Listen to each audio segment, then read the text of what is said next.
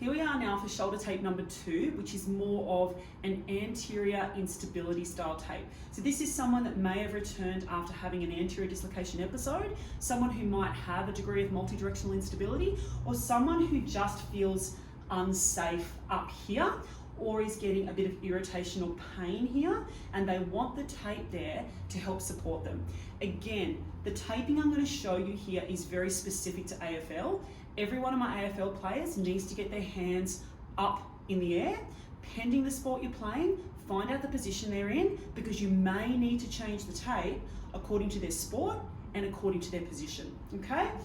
First things first, we need all our tape handy. Sticky spray to ensure the tape stays on.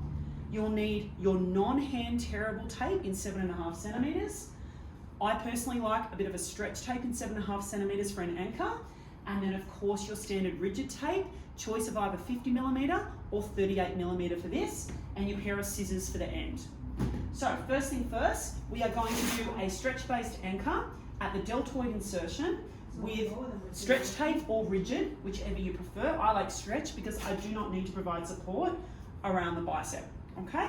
That's on there. Make sure you skip the underarm hairs and noticing the position, hand on hip, shoulders already placed therefore in slight internal rotation. The mechanism where they're going to feel vulnerable is up in the abducted and externally rotated position. So already we're in a position of tightening, which is what we want. We're then going to do our rigid anchors. For males, skip the nipple, come between the chest, coming just behind the AC joint when we're doing this one. You want 2 to 3 anchors. Be very careful when you're doing these anchors that you don't come too high into the neck. If that happens, your patient or athlete may complain of a bit of neck pain or some neural discomfort coming through. When we're applying the tape, think about what you're trying to achieve. So the straps and the strips I'm going to show you, as I said, are very specific for AFL, and we have molded these over the years, all right? Think about the fact we want to have support anteriorly, providing a posterior glide to the head humerus. So you'll notice that I am going to be providing a glide as I do that. The first strips, I'm coming from the front of my proximal anchor. I'm providing a posterior glide and wrapping down to the distal anchor. Again, we need about 3 to 4 of these, depending on the size of the shoulder of the person who we are taping. In this case, I am going to do 3. Now, if we were dealing with a rugby union player or maybe a rugby league player, I might go 1 lower. For AFL, I cannot go lower than the axilla. If I do, they will not get their hands up, okay?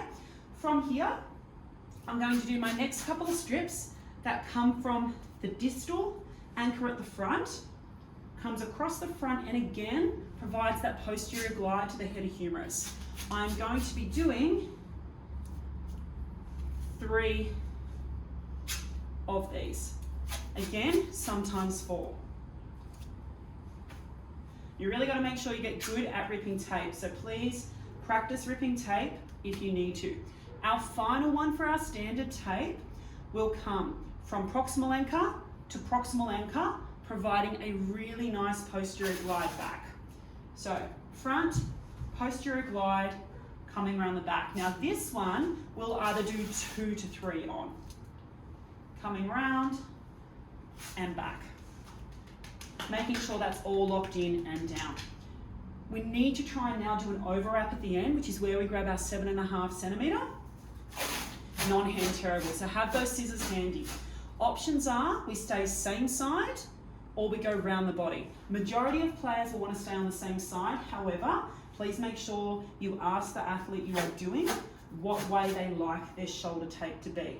Be very careful because this part doesn't stretch around this anchor as you wrap around. Give some room as you come back up, because a tape technique around this area that is too tight has to be undone and then redone again. Cutting off at the back, and I'm going to have to lock these anchors off again, because as you'll see, if I don't lock these off, this part will just flip around. Here we go, locking off with 2 to 3 anchors. And then the last 2 steps, we don't want all this free fraying down here. One option is to just put a piece of tape on, which I'm going to do now. Some players prefer coming from the front all the way around to the back. So again, just ask and see what they prefer. One to the front to lock that in, and then we will do one to the back. We are now going to pre-stretch this. The last thing we want when they first put their hands up in the air is the tape comes flying off as we do. Okay, so here we go. Going to get in, nice, close and personal. We're going to reach up to the ceiling. You're going to use your shoulder if you need to push it up higher and back down. 2 to 3 of these. Good. Now we are ready to hit the field.